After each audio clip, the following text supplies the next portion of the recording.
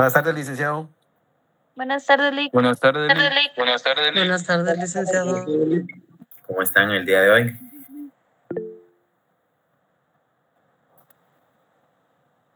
¿Todo bien? No le- Gracias. ¿Y usted qué tal? Y bueno, tengo apagada mi cámara porque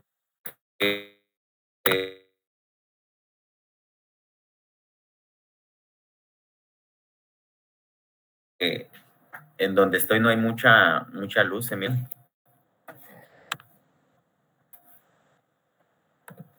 Se ve borroso, licenciado.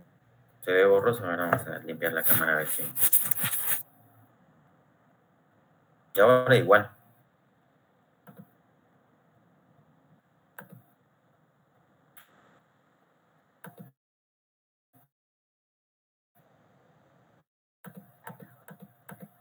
Bien. Perdón. Tal vez es el internet, tal vez es la poca iluminación que hay, pero bueno, vamos a lo importante es que me escuchen. Un comentario. ¿Sí? Fíjese que en otras oportunidades yo he tenido la experiencia que cuando hay poco internet o mala señal del internet es mejor apagar la cámara para que no se entrecorte. Se le escucha por ratitos entrecortado. Yo doy ese consejo nada más, es comentario, Elic. Permítame, voy a tratar de conectarme desde mi...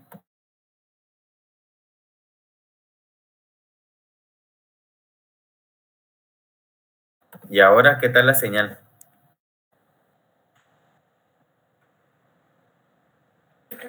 Mejor, La Lic. imagen. Mejor. Y eso Ahí se se ve escucha mejor, mejor. licenciado. Ah, bueno, qué bien. ¿Cómo están el día de hoy? Aún en el área de trabajo, licenciado. Yo también ando trabajando, pero que me alegra que ustedes también estén conectados para recibir la clase. Me da mucho gusto. Pues hoy me tocó trabajar un poquito lejos, ando aquí en Puerto Barrios, pero siempre conectados aquí con ustedes para la clase de hoy. Recuérdense que mañana nos toca examen. Mañana nos toca examen. Está sencillo el examen. Vamos a tratar de avanzar con la clase, el contenido. Estábamos viendo acerca de los convenios y también los convenios internacionales, ¿verdad?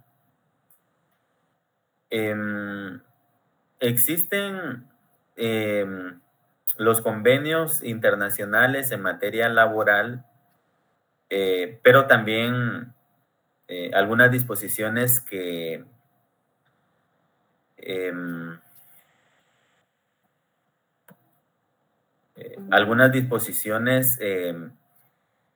que crea la Organización Internacional de Trabajo es lo relativo a las recomendaciones. Entonces, yo les decía el día de ayer que cuando un Estado miembro ratifica un convenio, entonces se obliga a cumplir, a adaptarlo a su sistema jurídico, ¿verdad? Pero están las recomendaciones y las recomendaciones no tienen carácter vinculante, ¿verdad? No tienen carácter vinculante. Con respecto a las recomendaciones, les voy a dar un ejemplo. Hay una recomendación, hay varias recomendaciones de la OIT, pero una recomendación a manera de ejemplo sería una recomendación sobre las trabajadoras y los trabajadores domésticos. Esta es una recomendación número 201. Y les voy a leer un poco acerca de esta recomendación. Como les mencioné, una recomendación no tiene carácter de obligación, solo los convenios. En este caso, dice esta recomendación, la Conferencia General de la Organización Internacional del Trabajo, convocada en Ginebra por el Consejo de Administración de la Oficina Internacional del Trabajo. y congregada en dicha ciudad el 1 de junio de 2011 en su 100ª reunión. Y les voy a leer los artículos de esta disposición. 1. Las disposiciones de la presente recomendación complementan las disposiciones del convenio. Es decir, ¿qué es lo que está haciendo? Complementando, ¿verdad? Yo les decía que la organización podría dar algunas directrices de cómo aplicarlo, mas no podría la organización obligar a que se adopte de tal manera, ¿verdad? Cada estado es responsable de implementarlo de acuerdo al sistema jurídico y de acuerdo a varias cosas, ¿verdad? Entonces, complementan las disposiciones del convenio sobre trabajadoras y los trabajadores domésticos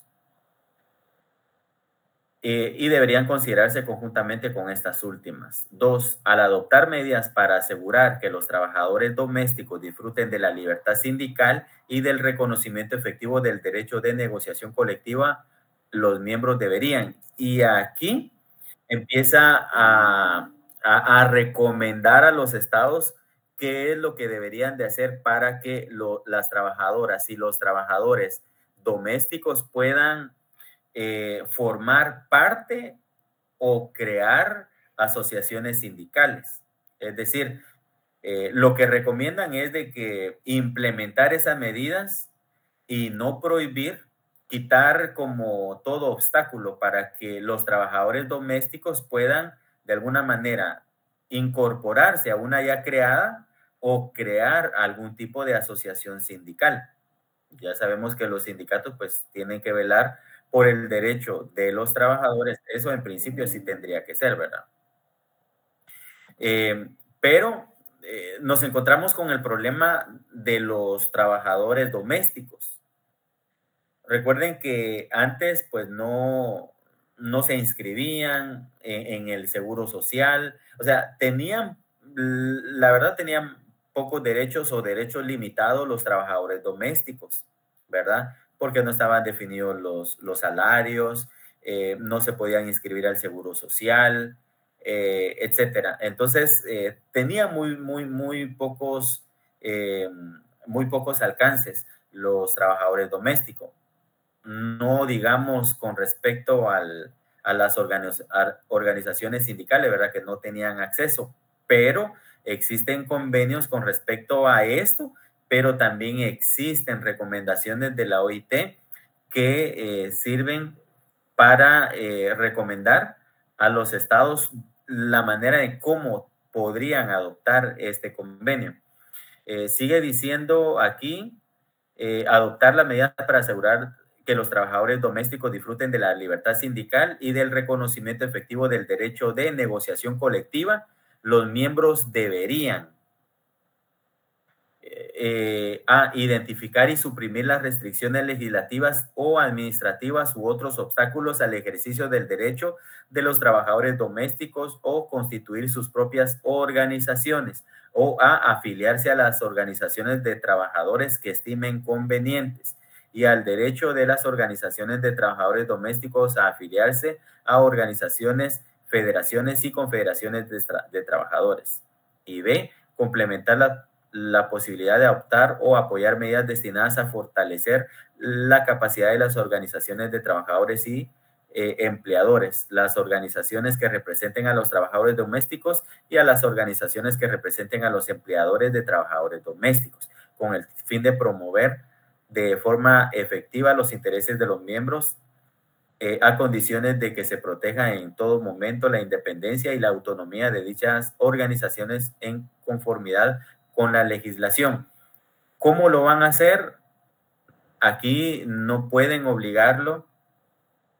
Aquí están recomendando, aunque existe un convenio relativo a esto, pero en ningún momento pueden obligar a adoptarlo de una manera, sino que cada estado pues lo va a implementar de acuerdo a cada una de las condiciones que tienen, ¿verdad? Y bueno, este convenio o esta recomendación es muy larga. Al final dice, los miembros deberían número 26, los miembros deberían considerar la cooperación entre sí para asegurar que el convenio sobre los trabajadores y las trabajadoras y los trabajadores domésticos y la presente recomendación se apliquen de forma efectiva a los trabajadores domésticos migrantes. Aquí habla también de los migrantes.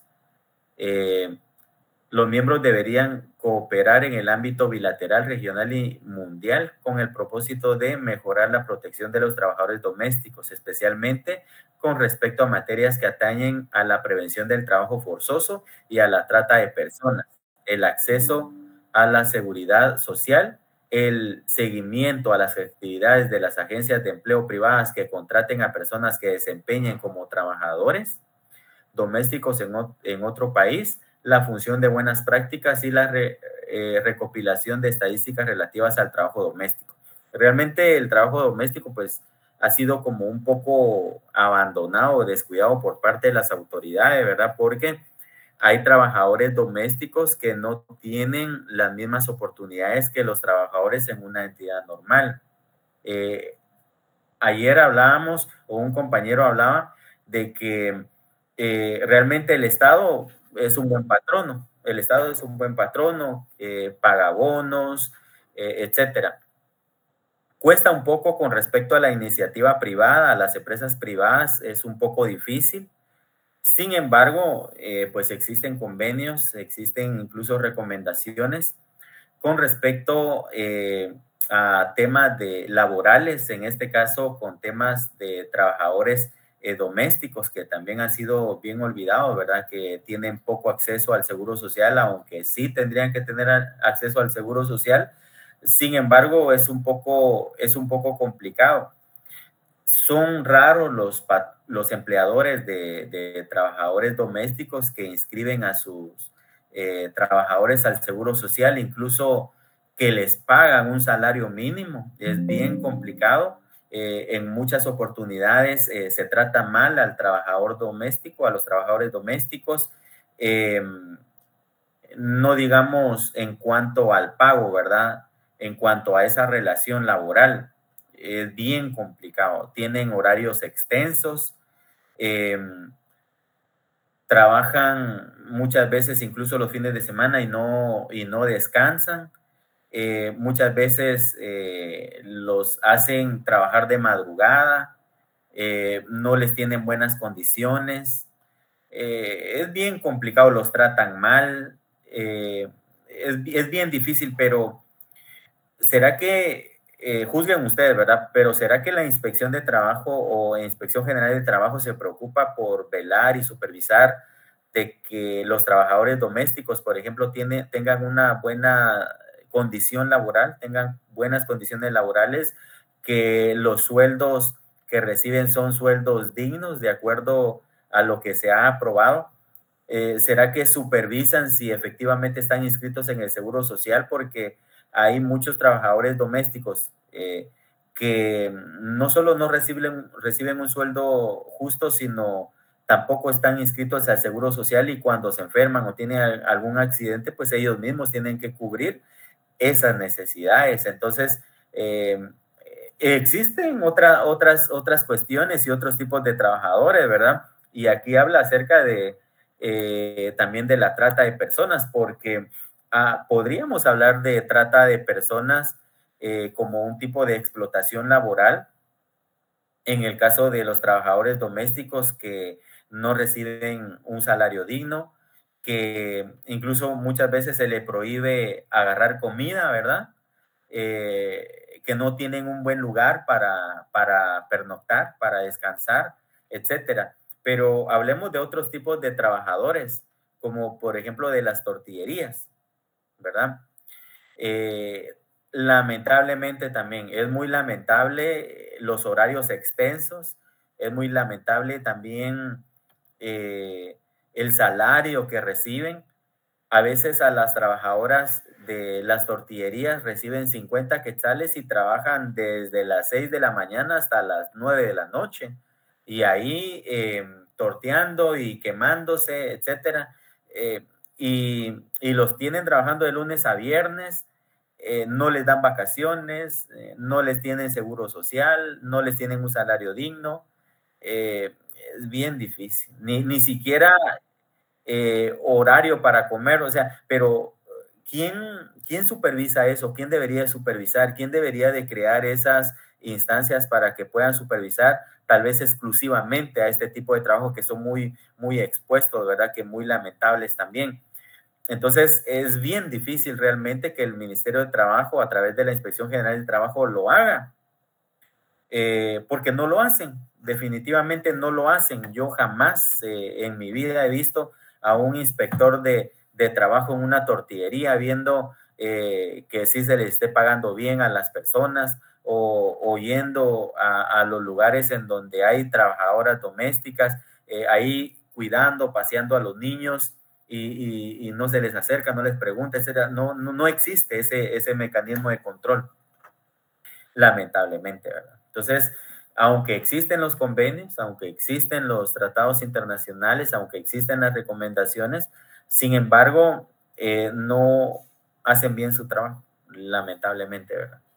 Entonces, y así hay muchas más recomendaciones que ha implementado la Organización Internacional de Trabajo con respecto o en materia laboral, ¿verdad? Existen convenios o recomendaciones acerca del desempleo.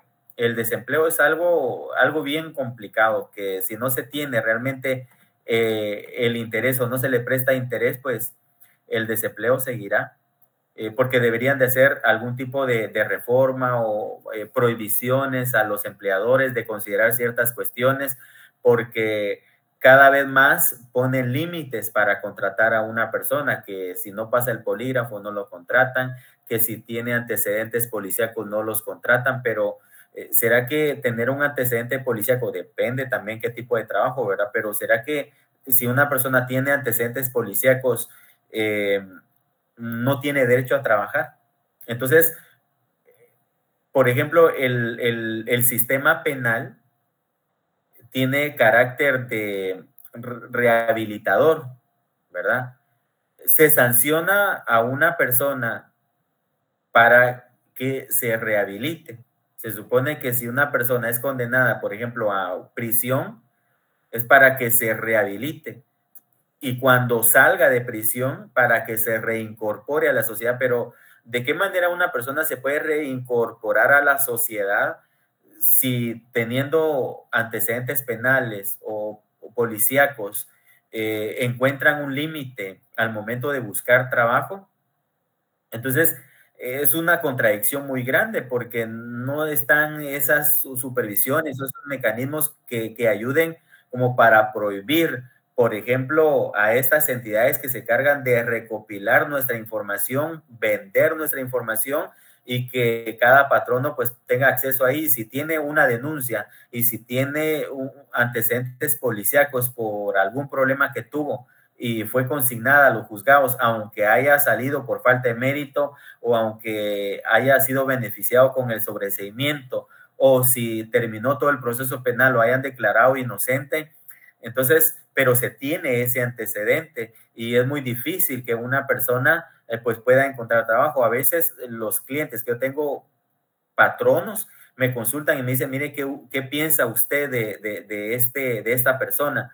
Tiene antecedentes policíacos, pero yo le digo, bueno, habría que ver cómo terminó ese proceso y si lo terminó y por qué delito se inició el proceso, ¿verdad? Porque depende del delito también para optar a algún trabajo. Lamentablemente aquí para todo ven esa información, para cualquier trabajo, ¿verdad? Entonces ahí nos encontramos el límite.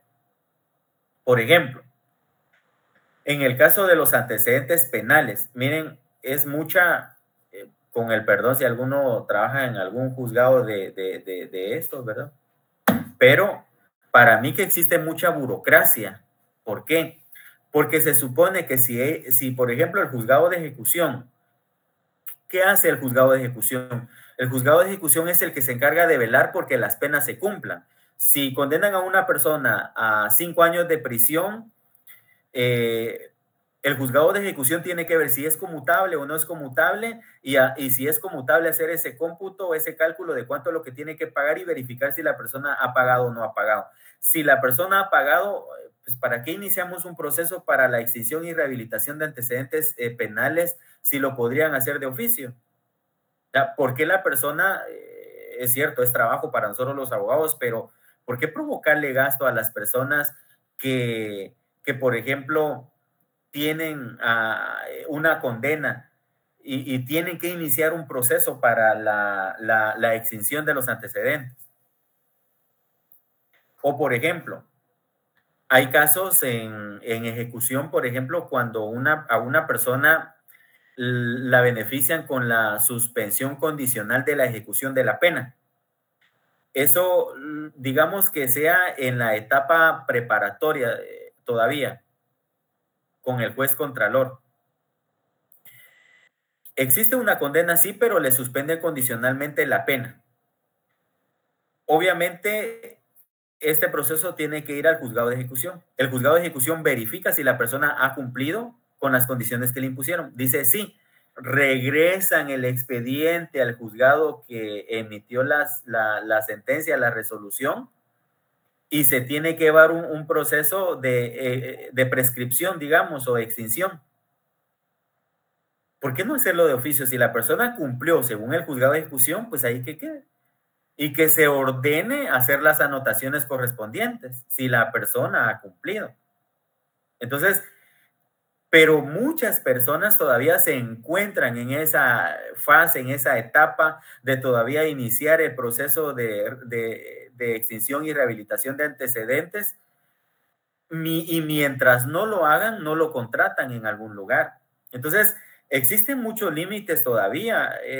Estamos en el año 2025 ya finalizando y todavía nos encontramos muchos límites que muchas veces no existe la intención de quitarlos y de favorecer a los trabajadores de alguna manera, porque como yo les decía, el trabajo es un derecho.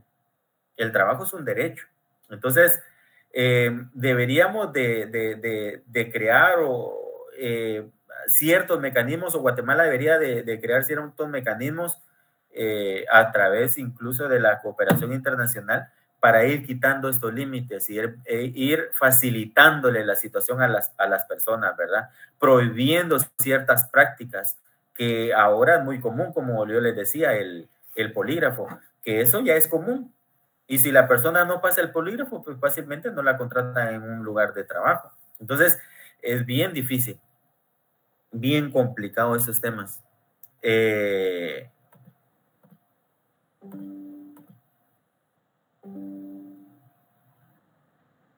Hay unos que todavía se quieren unir a la clase, pero, no, hombre, imagínense.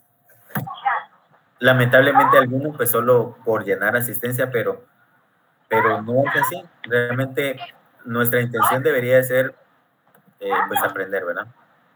Ahí les encargo, ahí pues, apaguen el micrófono y den comida al perrito. Ahí está, gracias.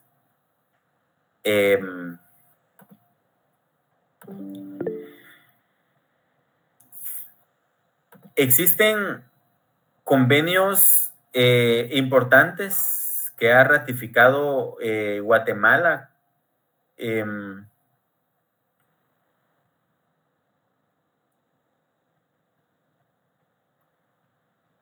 Son 8 convenios fundamentales. Vamos a ver, 1, 2, 3, 4, 5, 6, 7. Sí, 8 convenios que le denominan, incluso la organización la denomina como convenios fundamentales. Aunque para mí todos los convenios pues son importantes, sin embargo, los 8 fundamentales que indica la organización, el primero es el convenio 029, que es acerca del trabajo forzoso. El trabajo forzoso.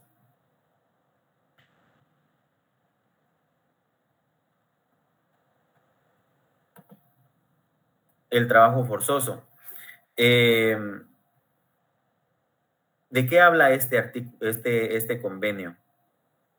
Este convenio fue creado en una conferencia general de la Organización Internacional del Trabajo en Ginebra el 10 de junio de 1930.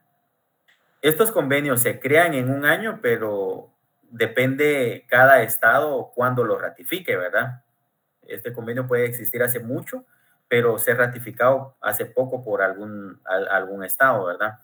Pero en este caso fue creada el 10 de junio de 1930 y habla específicamente, según el artículo 1, todo miembro de la Organización Internacional de Trabajo que ratifique el presente convenio se obliga a suprimir lo más pronto posible el empleo del trabajo forzoso u obligatoria en todas sus formas. Al momento de hablar del trabajo forzoso, trabajo peligroso, ¿a qué nos estamos refiriendo o qué nos viene a la mente en nosotros como un trabajo forzoso? A ver quién quiere participar con nosotros. Algo que se nos venga a la mente y que nosotros digamos, mire, podría ser esto. ¿Y será que todavía existe, tal vez no directamente, sino indirectamente, clandestinamente? A ver. Está muy calladito. Soy dice Dulce Mi. Yo así le voy a decir su nombre porque no sé si así es o no. Pero dice Dulce Mi que levantó la ¿Podría mano. ser el trabajo de las minas, licenciado? ¿El trabajo? De las minas. De las minas. ¿Creen ustedes que es un trabajo forzoso? ¿Qué entendemos por trabajo forzoso? Buenas noches. Sí, Yo entendería uno que es algo trabajo que no está forzado. regulado como tal. Permítame, es que me hablaron dos al mismo tiempo. Vamos, Vicky, creo que estaba hablando, ¿verdad? Sí, gracias. Yo le estaba diciendo que es algo que no está regulado como tal o que incluso puede ser como cuando obligan a la gente.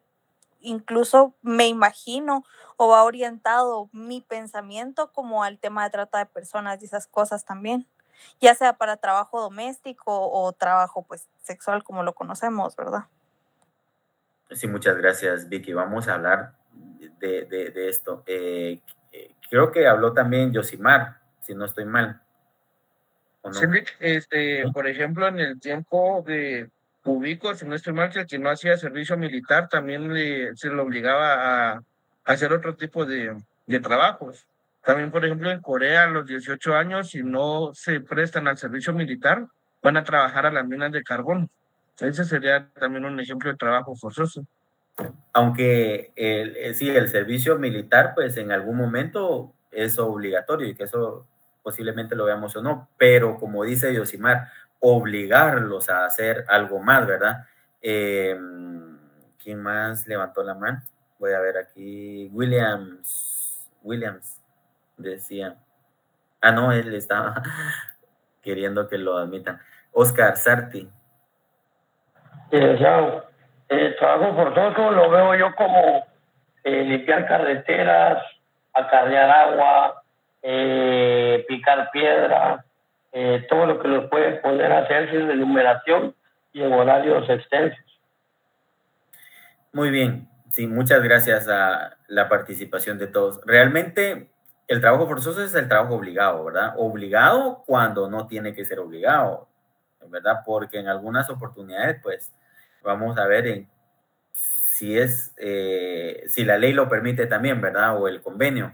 Pero, como decía Vicky también, tiene mucho que ver también la trata de personas, ¿verdad? Ya sea explotación social, sexual, explotación laboral, etcétera, ¿verdad? Que obligan a las personas a realizar determinado trabajo cuando la persona pues no está obligada a realizarlo, ¿verdad? Existe este convenio para abolirlo realmente, quitar el trabajo forzoso u obligatorio en todas las formas. El artículo 2 establece A los efectos del presente convenio, la expresión trabajo forzoso u obligatorio designa todo trabajo o servicio exigido a un individuo bajo la amenaza de una pena cualquiera y para el cual dicho individuo no se ofrece voluntariamente. Sin embargo, a los efectos del presente convenio, la expresión trabajo forzoso u obligatorio comprende, aquí nos dan las, qué debemos nosotros entender por el trabajo forzoso u obligatorio. A, cualquier trabajo o servicio que se exija en virtud de las leyes sobre el servicio militar. En este caso, no comprende cualquier trabajo o servicio que exija en virtud de las leyes sobre el servicio militar obligatorio. Esto es lo que yo les decía. En algún momento sí puede ser obligatorio el servicio militar, pero también tiene sus límites. Entonces dice, y que tenga un carácter puramente militar, ¿verdad? En este caso.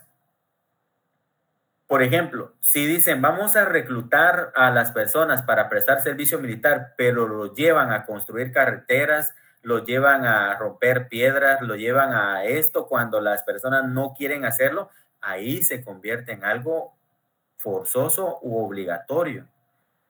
El prestar servicio militar, es decir, puramente servicio militar, puede ser obligatorio y es permitido. Pero realizar otros actos que van en contra de la voluntad de la persona, entonces a eso sí ya se sale de lo legal y de lo permitido, ¿verdad? B, cualquier trabajo o servicio que forme parte de las obligaciones cívicas normales de los ciudadanos de un país que se gobierne plenamente por sí mismo. C, cualquier trabajo o servicios que se exija a un individuo en virtud de una condena pronunciada por sentencia judicial. Que esto es algo que lo han dejado en el abandono las autoridades de los sistemas penitenciarios, las autoridades judiciales en materia penal.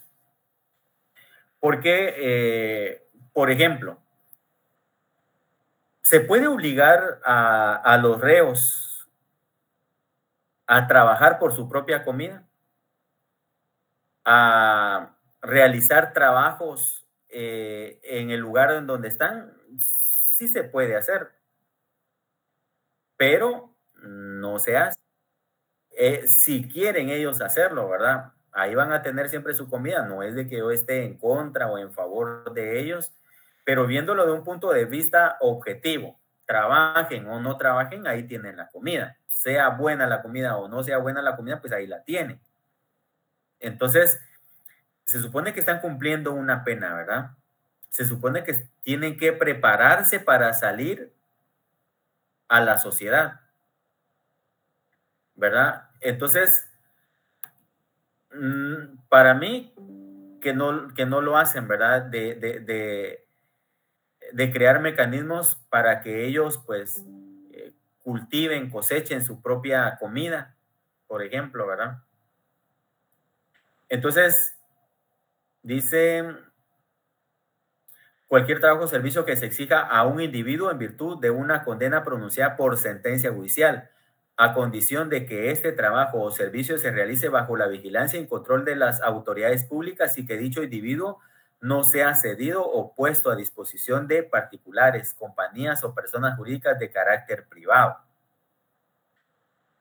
Entonces, tiene que estar bajo el control de las autoridades, no a disposición de otras entidades. D, cualquier trabajo o servicio que se exija en caso de fuerza mayor, es decir, guerra, siniestro o amenazas de siniestro, tales como incendios, inundaciones, hambre, temblores de tierra, epidemias y epizootías, dice, violentas, invasiones de animales, de insectos o de parásitos vegetales dañinos y en general todas las circunstancias que pongan en peligro o amenacen poner en peligro la vida o las condiciones normales de existencia de toda o parte de la población. Los pequeños trabajos comunales, es decir, los trabajos realizados por los miembros de una comunidad en beneficio directo de la misma. Trabajos que por consiguiente pueden considerarse como obligaciones cívicas normales que incumben a los miembros de la comunidad, a condiciones de que la misma población o sus representantes directos tengan derecho a pronunciarse sobre la necesidad de estos trabajos, ¿verdad? Hablando como en el caso de los COCODES, ¿verdad? Que pueden convocar a los vecinos para realizar ciertos trabajos o ciertas mejoras en su comunidad, ¿verdad? Porque hay muchas personas que dicen, no, ustedes me están obligando y lo voy a denunciar. Pero, pues, este convenio nos puede servir para esto, ¿verdad?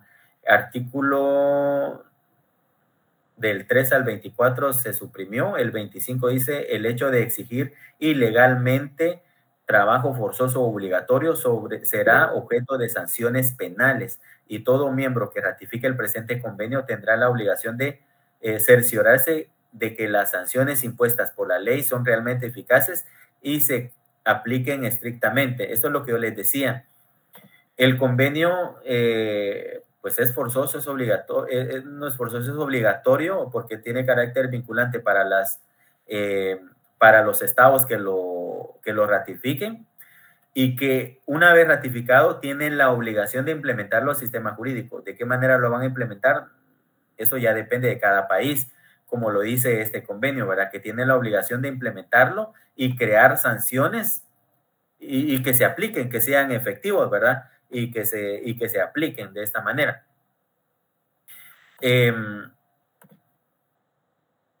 Vamos a ver. El siguiente convenio es, bueno, no nos va a dar tiempo de verlo todo, pero es el convenio 087 y que habla acerca de convenio sobre la libertad sindical y la protección del derecho sindical. ¿Creen ustedes de que estamos nosotros en nuestro derecho de formar parte de una organización sindical o es prohibido? Yo he escuchado que en algunos lugares les prohíben. Prohibido, no lo hacen expresamente en algún tipo de documento, pero sí se los dicen, miren, ustedes tienen prohibido, primero, de organizarse como una organización sindical y segundo, si ya está esa organización sindical, tienen la prohibición de ser parte o miembro de esta organización sindical. Entonces, sí existe ese derecho, cualquiera lo puede hacer, cualquier persona puede formar parte de una organización sindical. Ni la organización sindical debe de prohibir el ingreso y tampoco el patrono debe de prohibir que una persona forme parte o se organice como una organización sindical. No tiene que existir ningún límite ni ninguna prohibición. Pero en la práctica, ¿será que se está cumpliendo? ¿Y quiénes son los responsables de que se cumplan? Y más bien, ¿quién es el responsable de velar porque las organizaciones sindicales ya creadas cumplan con ese objeto? Porque déjenme decirles, está ese derecho. ¿Qué es lo que hace una organización sindical? Alguien que me diga ¿para qué se forma o conforma una organización sindical? A ver quién levanta la mano, si no pregunto yo. Ana Cristina Ramírez, a ver si están pilas. Ahorita le voy a dar la palabra a William. Ana Cristina Ramírez. Buenas tardes, licenciado. Ya, mire, aquí tengo mis hojas para ir anotando. A ver, Ana Cristina. Pues principalmente velar por el bienestar de los trabajadores y también para poder pues obtener ciertos beneficios adicionales a la ley. Muchas gracias, Ana Cristina. William Robles. ¿Qué tal? Buenas noches. Gusto saludarle. Gracias. Sí, prácticamente el grupo sindical prácticamente se conforma para ver que los derechos de los trabajadores no sean violentados. y dentro de eso mismo, si algunos son violentados, crear algunas promejoras dentro de las áreas laborales, creando convenios entre patronos y empleados, ¿verdad? Ahora bien, muchas gracias. Ustedes tienen toda la razón. Para eso es creado un sindicato, para defender los derechos de los trabajadores, para velar por los derechos de los trabajadores. Es la voz de todos los trabajadores, ¿verdad? Pero ¿creen ustedes que se cumple realmente el objetivo de los sindicatos en algunos momentos? No vamos a mencionar nombres de sindicatos, ¿verdad? Pero ¿creen ustedes que realmente cumplen con su objetivo? Porque ¿será que los sindicatos o los directivos de un sindicato solo deben de velar por los derechos de sus afiliados? No, deben también de velar por todos los trabajadores. Pero en algunos sindicatos le dicen, si usted no es parte de nosotros, no es miembro de nosotros, ahí que mire cómo se defiende.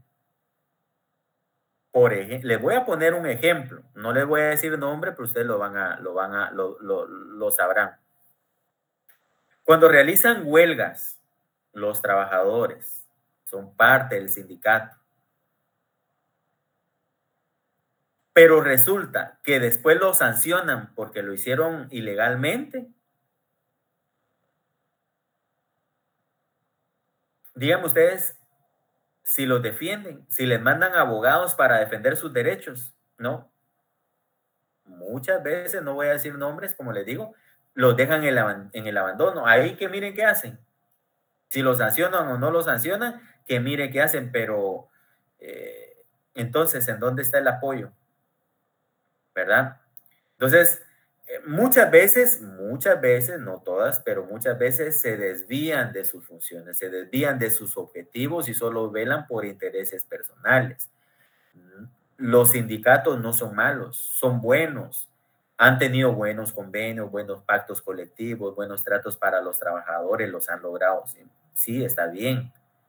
Pero muchas veces se desvían de los intereses de la colectividad y solo ven los derechos particulares. Y cuando realmente ellos deberían de velar por el derecho de todos los trabajadores.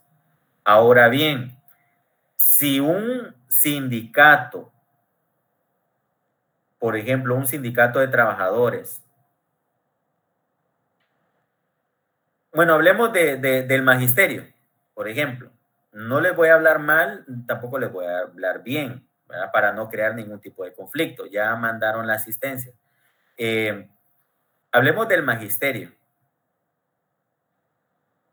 Cuando en algún momento han hecho algún paro, alguna huelga, alguna marcha, caminata o como le llamen, exigiendo, por ejemplo, un seguro para los alumnos, ¿creen ustedes que eso es beneficioso para los trabajadores? Porque, por eso les decía yo, ¿cuál es el objeto de un sindicato? Velar por el derecho de los trabajadores. ¿Será que tendrían que velar ellos por el derecho de los niños? No, a mi parecer no. ¿Por qué? Porque ellos son sindicatos de trabajadores. El derecho de los niños lo tiene que velar el Ministerio de Educación. Entonces, hay que ver eso realmente, si es beneficio para los trabajadores o no. Suena como un poco injusto decir, pero ¿por qué no van a velar por los derechos de los niños? Supuestamente, ¿va? Pues porque tienen que velar por el derecho de los trabajadores. Jornadas dignas, salarios dignos, aumentos, algún bono, etcétera. Pero con respecto a los trabajadores. Ahora, ¿será que haciendo paros 2 meses están beneficiando a los niños? Juzguen ustedes, pues yo no les voy a decir si sí o no, ¿verdad? Pero,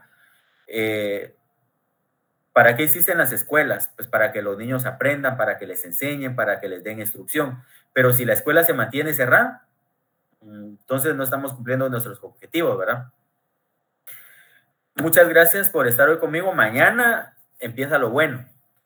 Mañana el examen. Les deseo muchos éxitos a ustedes.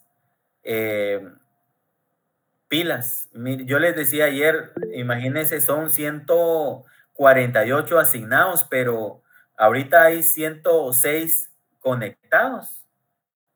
Y quítenme a mí y quiten a Jenny. Serían 104 conectados. Y los demás, y así nos mantenemos. ¿De dónde van a salir los demás? Yo no lo sé de dónde van a salir, pero mañana, por favor, a las 6 de la tarde, todos, sin excepción alguna, con la cámara encendida. Si alguien tiene la cámara apagada, 0 de una vez. Bien, feliz noche, cuídense mucho, bien portados. Feliz noche, Lick, gracias. Feliz noche, Lick. Feliz noche, Lick. Cuídense mucho, adiós. Feliz noche. Adiós. Y la asistencia ya la pasaron de qué ratos, hasta se los dije. Cuídense, adiós. Adiós. Feliz noche, Lick. Adiós.